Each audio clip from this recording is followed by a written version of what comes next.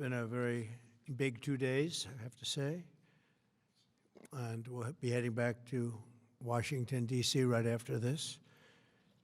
And I'd like to wish everyone a very good evening. And over the weekend, the United States military and the Israeli Defense Forces continued Operation Epic Fury very successfully.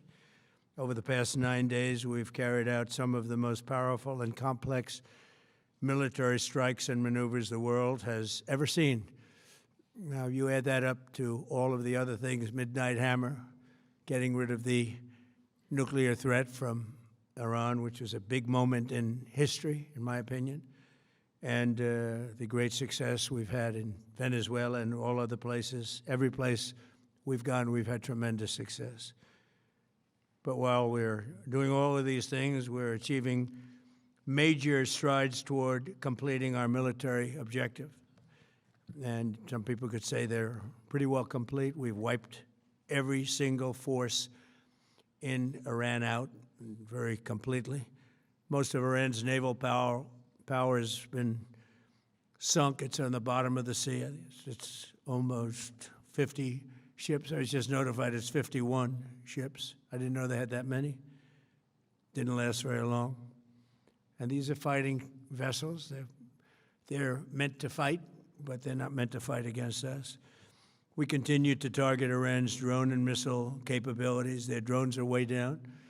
Their drone manufacturing has been hit starting today.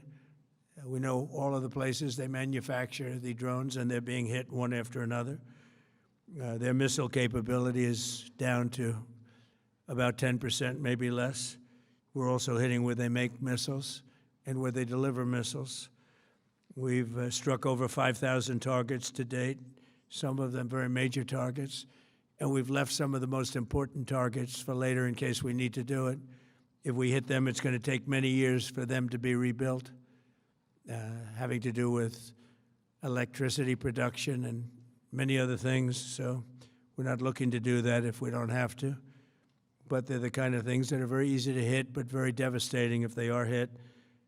We are waiting to see what happens before we hit them. We could take them all out in one day, but it's all resulting in a 90% decline in various things, but in particular, Iranian missile launchers, and 83% drop in drone launchers. As you know, the drone launchers are pretty well shot, but we're at over 90% decline in the Iranian missile launchers, which is very hard to reproduce and very hard to get. And usually what we were able to do through great equipment, a lot of smart people, as soon as they sent a missile up from a launcher, we were able to knock out that launcher within a period of 5 minutes or less, accurately right on the noggin. So now we have low-cost interceptors effectively combating Iranian drones, and our B-2 bombers recently dropped dozens of 2,000-pound bombs to destroy missile launchers all over Iran and buried deep under Iranian soil in many cases. The soil was no match. And we're also annihilating the manufacturing base that the regime uses to build drones and missiles at a rate that nobody thought was possible. We're knocking them out. We know where they all are. We're knocking them out very quickly. We're ahead of our initial timeline by a lot. I would say that we probably would not have thought after a month we'd be here, in addition to the fact that we've taken out the leadership twice and maybe 3 times. And we, as you know, we want to be involved. We don't want another president that maybe wouldn't be willing to do what I'm willing to do for the good of the world, for the good of our nation, to be stuck with the situation in 5 years or 10 years from now. So we think they should put a president in, or the head of the country in, that's going to be able to do something peacefully for a change. They've been doing this for 47 years, killing people for 47 years, whether it's the barracks or even the SS Cole where they were involved. Very strongly, they always denied it. But where they were very strongly involved, and all of the people that died through the roadside bombs died and are right now walking around with no legs, no arms, a face that's been so badly damaged.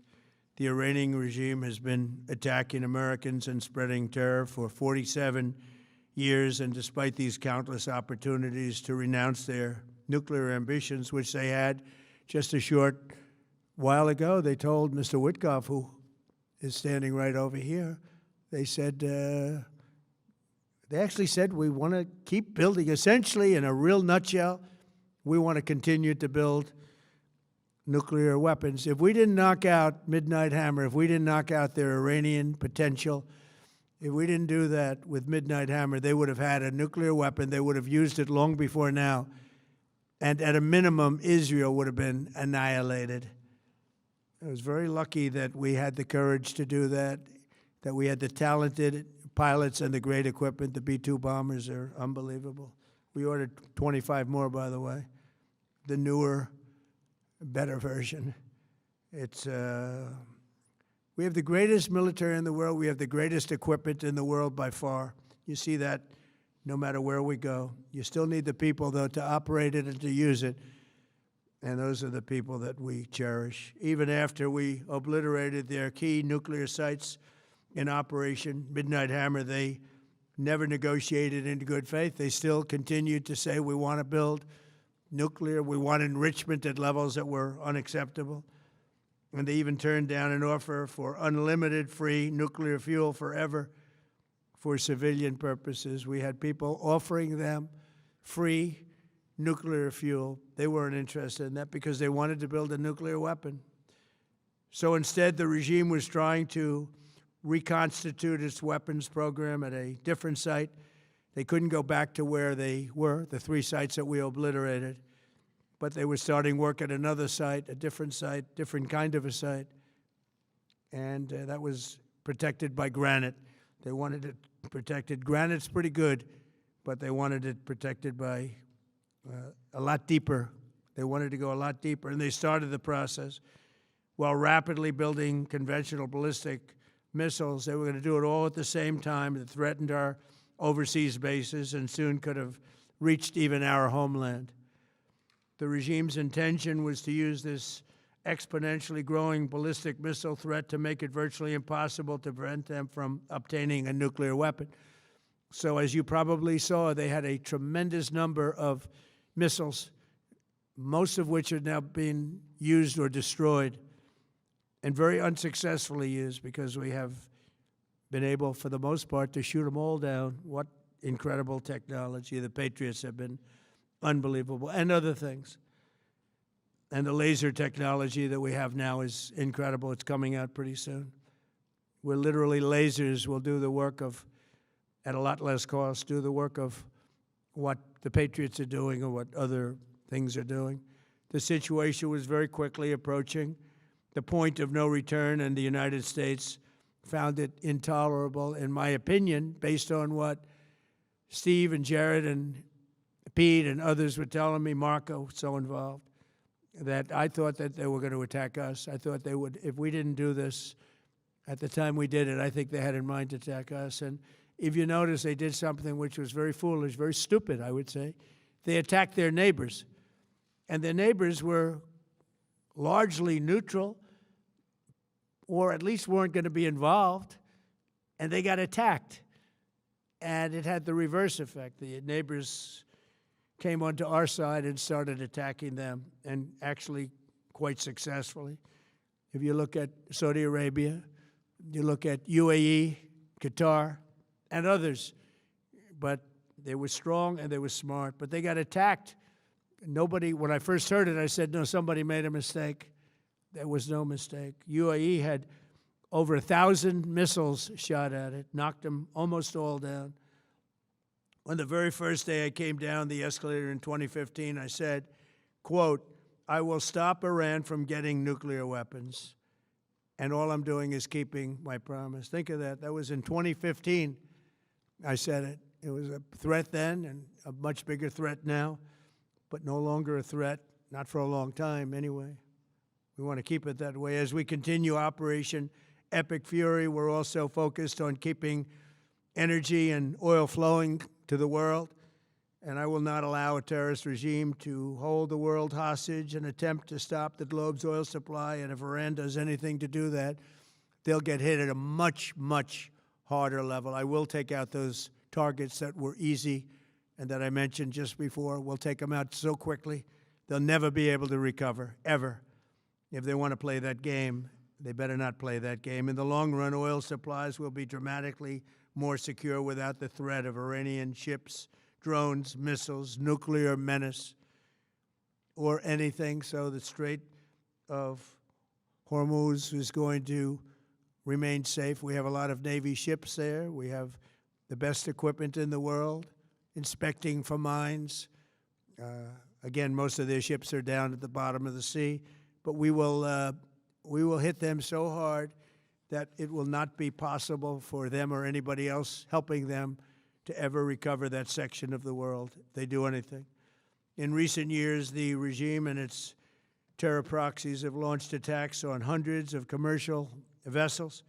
We're putting an end to all of this threat once and for all, and the result will be lower oil prices, oil and gas prices for American families. We've done that. We've done it. We brought it very low. This was just an excursion into something that had to be done. We're getting very close to finishing that, too. In the meantime, during this brief disruption, the United States is offering political risk insurance to any tankers operating in the Gulf. So we're putting up risk insurance. We'll perhaps go alongside of them for protection. We don't think it'll be necessary if it is. And if they do anything, the price will be incalculable. It will be so great that they will have wished they never did it, because you have to keep the straits flowing. With all of that, it affects other countries much more than it does the United States. It doesn't really affect us. We have so much oil. We have tremendous oil and gas, much more than we need. We have Venezuela now as our new partner, great partner. They've worked out so wonderful. We're working with the administration, the president, and it's a massive source of oil, gas, everything. But we're in a very good position, but very unfair to other parts of the world, like China as an example. I mean, we're doing this for the other parts of the world, including countries like China. They get a lot of their oil through the straits. So we're doing this. We have a very good relationship with President Xi in China. I'm going there in a short period of time, and we're protecting the world from what these lunatics are trying to do, and very successfully, I might add. We're also waiving certain oil-related sanctions to reduce prices. So we have sanctions on some countries. We're going to take those sanctions off till this straightens out. Then who knows, maybe we won't have to put them on. There'll be so much peace. But when the time comes, the U.S. Navy and its partners will escort tankers through the strait if needed. I hope it's not going to be needed, but if it's needed, we'll escort them right through. And we have the greatest mine-sweeping ability. We have the greatest ships, and all of the, we know exactly where they're placed. We'll get them out of there very fast, but we hope we don't have any of that. And again, if they do that, if they play that game, we're going to hit them at a level that they have not seen before. So we're winning very decisively. We're way ahead of schedule. Our military is the greatest in the world, with the greatest equipment and the greatest people in the world. Nobody's ever seen anything like it. Iran's a very powerful country. They were going to take over the Middle East. If we did not hit them, they were going to take over the Middle East. They had thousands and thousands. Since their last hit, they had thousands and thousands of missiles and everything else. Most are now destroyed. But they were going to take over the Middle East. Those weapons were aimed at Middle Eastern countries that had nothing to do with this. They were going to take over the Middle East, and they were going to try and destroy Israel. So we stopped it with good timing, and we're very proud to be involved in this, and it's going to be ended soon. And if it starts up again, they'll be hit even harder. Thank you very much for being here. Go ahead. Any questions? Thank you so much. Go ahead. Do you approve of Iran's new supreme leader? And secondly, can you tell us more about your call with Russian President Vladimir Putin today? Yes. What did you discuss? Yes, I had a very good call with President Putin. We had a lot of people on the line from our side, from his side. We were talking about Ukraine, which is just a never-ending fight. And look, there's tremendous hatred between President Putin and President Zelensky. They can't seem to get it together. But I think it was a positive call on that subject. And we obviously talked then about the Middle East. And he wants to be helpful. I said, you could be more helpful by getting the Ukraine-Russia war over with. That would be more helpful. But we had a very good talk, and he wants to be very constructive. Yeah, please. Yeah, please. Thank you, Mr. President. On Iran, you called it an excursion. You said it would be over soon. Are you thinking this week it will be over? No, Are you talking but soon. about days? I think soon. Okay, and with respect Very to... soon. Look, everything they have is gone, including their leadership. In fact, there are two levels of leadership, and even actually, as it turns out, more than that. But two levels of leadership are gone. Most people have never even heard about the leaders that they're talking about. So it's obviously been very, very powerful, very effective. To Cuba, you said that Cuba wants to make a deal. Yes. What would the United States get in return for that, and why should Americans trust Marco Rubio to negotiate it? Well, Marco Rubio is doing a great job. I think he's going to go down as the greatest Secretary of State in history. Look at what we've done as a presidency. Look at what we've done as an administration. They trust Marco, and so do the American people trust. He's been successful no matter where he's been. He also speaks the language, which is always nice and always helpful. But he's dealing, and it may be a friendly takeover. It may not be a friendly takeover. It wouldn't matter, because they're really they're down to, as they say, fumes. They have no energy. They have no money. They're in deep trouble on a humanitarian basis. And we don't want to see that, but they were very, very bad to a lot of people, as you know, and a lot of people living on the Cuban-American vote, which I got at record levels. Very important. Those people are very important to me. I know what they went through. They went through hell. Some of them have gone on to be some of the most successful people in the country. Cuban-American business people, some of them are like the most successful in the country. And a lot of them are friends of mine, because I've been fighting this battle with them for a long time. The Castro regime was brutal, but they lived off Venezuela. Now they don't live off Venezuela. Sends them no energy, no fuel, no oil, no money, no nothing. They lived without Venezuela. They couldn't have made it, and we cut them off from everything else. So, yeah, they're going to make either a deal, or we'll do it just as easy anyway. Yeah. Please, go ahead. Tomahawk missile likely destroyed that Iranian girls' school. So will the U.S. accept any responsibility? Well, I for haven't that strike? seen it, and I will say that the Tomahawk, which is one of the most powerful weapons around, is used by, is sold and used by other countries, you know that. And whether it's Iran, who also has some Tomahawks, I wish they had more, but whether it's Iran or somebody else, the fact that a Tomahawk is very generic. It's sold to other countries, but that's being investigated right now. Yeah, please. Thank you.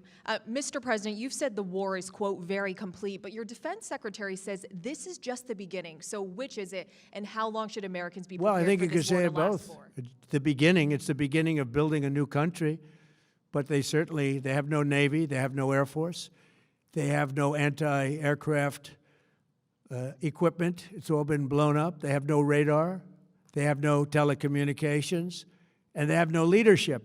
It's all gone. So, you could look at that statement. We could call it a tremendous success right now as we leave here. I could call it, or we could go further, and we're going to go further. But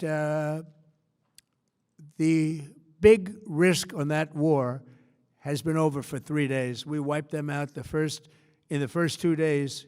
When you think about it, it's incredible. We wiped out a big Navy, very powerful Navy. These were ships, these were serious ships. These were ships that you buy when you want to win battles. They're all on the bottom floor. The sailors are all running off the ships. They refuse to get on the ships. The Air Force is gone. Everything's gone. The missiles are down to a trickle. The drones are down to probably 25%, and they'll soon be down to nothing. We'll have where they manufactured the drones are under fire as we speak. They're being hit. So the rest is going to be a determination as to my attitude, along with the people in the Trump administration, what we want to do. Thank you. Yeah, please. Can I ask you, you mentioned you were going to waive certain additional oil waivers or sanctions. Can you talk a little bit more about that and address in particular? Well, are we're you looking to considering keep the measures oil prices down. We went artificially up because of this excursion into a very positive thing. I mean, this was an excursion that a lot of people wouldn't have done. I knew oil prices would go up if I did this, and they've gone up probably less than I thought they'd go up. But I don't think anybody thought we were going to be this quickly successful. This was a military success, the likes of which people haven't seen. We have the best military. We have the best equipment. We have, I believe, the best generals. We have the best. And this went very quickly. We talked about that with President Putin. He was very impressed with what he saw because nobody's ever seen anything quite like it. You know, Iran was a very powerful military country with all of the missiles. Now, you had the double attack. You had the original attack with us and Israel, and that knocked them for a loop. Then you had the B-2 bombers, which took out their nuclear capability, and they would have had a nuclear weapon within 2 weeks to 4 weeks.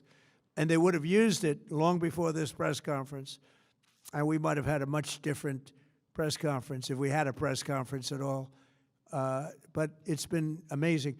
The military success that we've had is truly unprecedented.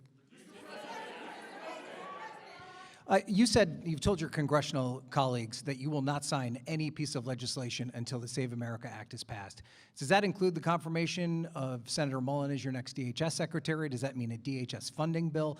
And Senator Thune said today it's not a matter of whether or not your Republican colleagues agree with the policy, it's about changing the process. In other words, getting rid of the filibuster to get there. So in order to get it, you're going to need Democrat votes. And what we're saying is the Save America, not the SAVE Act, which nobody knew what it was, the Save America Act, the Save America Act.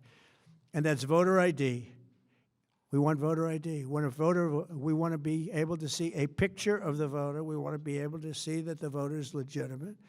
We want, very importantly, confirmation that this voter is a citizen of the United States of America, and we want no mail-in ballot scams. So we have exceptions for the military, for sick, for disabled, and for people that are away, business trips or whatever. Even vacations will be very liberal in that. We've added two things to it: no men in women's sports and no transgender mutilization of our children. We don't want it's mutilization of our children, and we don't want that. So we added those two things. That's the 5 points. We have 5 very good points. It polls at 86% with Democrats. Think of that. The overall vote is 86%. With Republicans, it's 98%. And the only one opposed to it is a Democrat leadership because they cheat. They want to cheat. So we added those 2 points. We're going for the gold, and we're going to have to fight like hell. Now, certain things will happen. Certain things will take place. I'm here to do a great job for the country. But we don't have a country, if we're going to have elections that are so corrupt and so dishonest like we've witnessed over the last period of time. You know, as an example, virtually nobody has a system of mail-in ballots like we have. No other country in the world. France went away from it. They all went, you know why? Because it's corrupt. And Jimmy Carter, when he had a commission, frankly, I think it's probably the best thing Jimmy Carter did. He said, you can't have mail-in voting because it's inherently dishonest. And it's turned out to be totally dishonest, so we're going to fight for it. Yeah.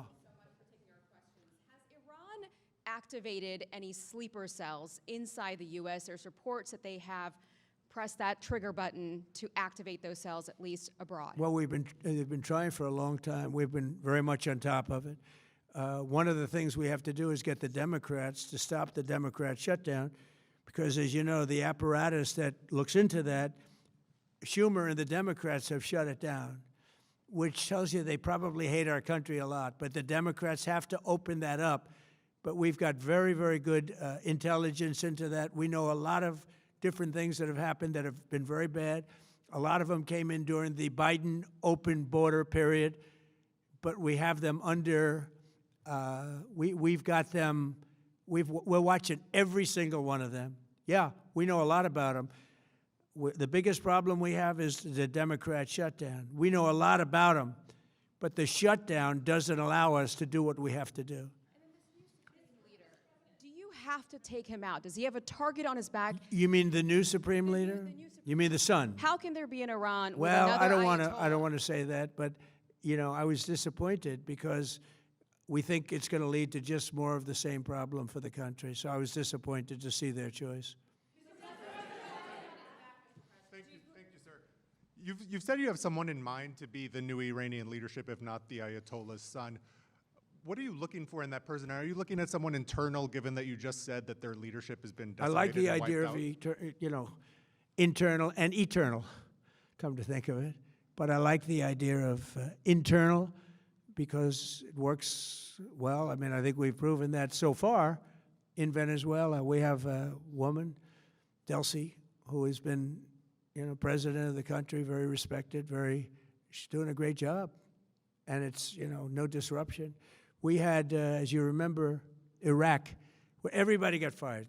The military got fired, the police got fired, the politicians got fired. There was nobody. And you know what they turned into? ISIS. And we don't want that. We don't want that. So I would like to see people that are inside go. Now, they talk about the son of the Shah. They talk about other people. But, hasn't been there in many, many years. We have a formula that's been very good so far, and I think it'll continue to be good. The relationship is extraordinary with Venezuela, smart country. We've taken out 100 million barrels of oil. It's right now in Houston being taken care of and made so beautiful. And you have to see this at work. They have, it's brought to the refineries. It's being refined in Houston, which is made exactly for that product. And so far, but it's 100 million barrels of oil, and now they have another 100 million barrels coming. And it's like a partnership. We're getting along so well with them. It's great for Venezuela, and it's great for the United States. Yeah, please go ahead. Hi, Mr. President. You just suggested that Iran somehow got its hands on a tomahawk and bombed its own elementary school on the first day of the war. But you're the only person in your government saying this. Even your defense secretary wouldn't say that when he was asked, standing over your shoulder on your plane on Saturday. Why are you the only person saying this? Because I just don't know enough about it. I think it's something that I was told is under investigation. But tomahawks are used by others, as you know. Numerous other nations have tomahawks. They buy them from us. But I will certainly, whatever the report shows, I'm willing to live with that report. Yeah, please. You said earlier that we've already won in many ways, but we haven't won enough. What do you consider enough? What's your baseline? Where they're this not going to conflict? be starting the following day to develop a nuclear weapon. Where they'll look at that man and some other people from the administration and say, all right, we're not going to do it. They were not willing to say that. And when Steve called up and he said that to me, I said, well, here we go. Let's do it the hard way. But the hard way, I think, is probably the easy way. When basically I can see that they will no longer have any capacity whatsoever for a very long period of time of developing weaponry that could be used against the United States, Israel, or any of our allies. We have great allies in the Middle East, great countries that are allies. And they were staying out of it until they got hit. Someday they'll have to do a story. Why did he do that? Why did they do that? But they were going to hit them. If I didn't hit them first, they were going to hit our allies first. I believe, upon information and belief, But I believe that he was going to, they were going to take over the Middle East. They were looking to take over the Middle East. Now, had Operation Midnight Hammer not taken place, that was definite, because they would have had a nuclear weapon within a matter of weeks. But that took place. That was a setback. But look at the number of missiles they were able to buy and make over the last 6 months. And those missiles were aimed at various countries. And when you look at over 1,000 missiles shot at like UAE, they were looking to take over the Middle East. We got there first. We're lucky. I'll tell you what, the Middle East and those countries, very rich countries, are very lucky that I was president instead of somebody else.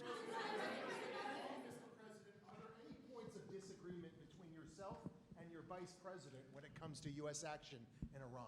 I don't think so, no. No, we get along very well on this. He was, I would say, philosophically a little bit different than me.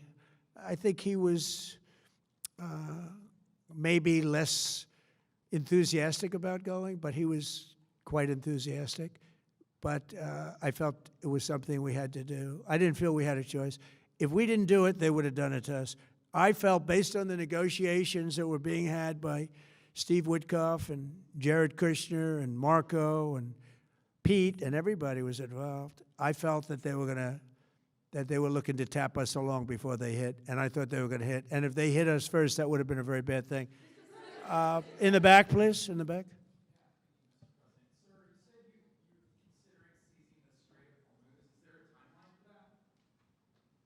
About the Strait, you mean? Yeah, well, I want to keep it open. I want to keep it good. You know, it doesn't pertain to us so much as it does to China. We're really helping China here and other countries because they get a lot of their energy from the Straits. But, hey, look, we have a good relationship with China. It's my honor to do it. Yeah.